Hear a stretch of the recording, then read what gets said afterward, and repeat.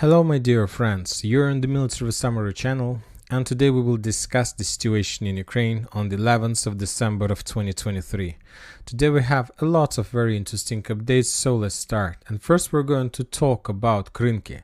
The Russians continue bombing and attacking this territory with all types of weapons they have. The Russians are bombing the Ukrainians with FAP 1500, with FAP 500. The Russians are using Ulmur missiles, self-navigating ones, to detect and destroy the Ukrainian artillery positions, sniper positions, FPV drone operators positions. The Russians continue attacking the Ukrainians with FPV drones along the Dnieper rivers, Kazachela-Gerska, Konka River, different types of different rivers with FPV drones with the purpose to reduce the Ukrainians, let's say, support and supply possibilities. The Russians started ground operation all over the combat line, starting from the Kazachie Lagery area to Krynki, northern Krynki and Karsunka area.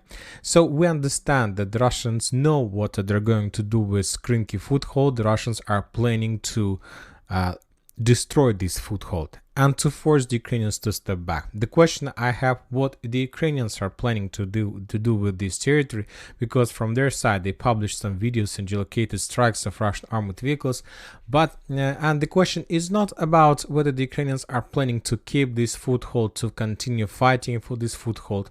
The question is about how the Ukrainians are planning to reduce the negative media situation after they lose the Battle of Krynki.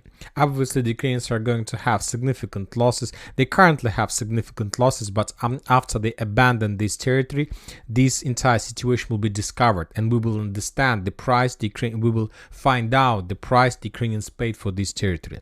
And I have an answer to this question, because the Ukrainians do have pattern how to act when they are defeated here or there.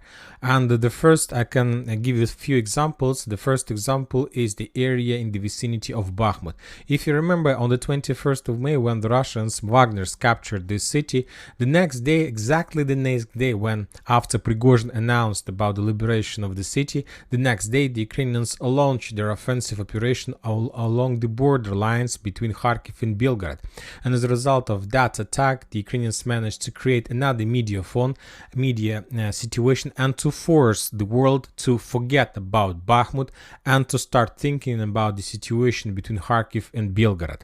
After that, the Ukrainians left that area, and without any results, just losses, but the Russians and the world forgot about Bakhmut very soon.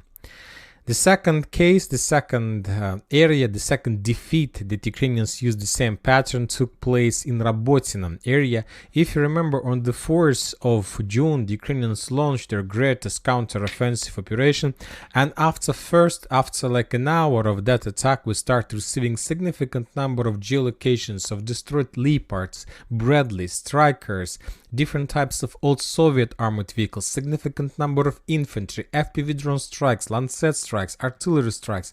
So the Ukrainians were defeated not on the 30th of June. The Ukrainians were defeated on the 4th of June at the first day of that operation, and 2 days later to change the focus from that defeat, from the losses, the Ukrainians, or not the Ukrainians, somebody destroyed the Novokakhovka dam. And everybody forgot about the beginning of Ukrainian counter-offensive operation, and everybody was focused in this area.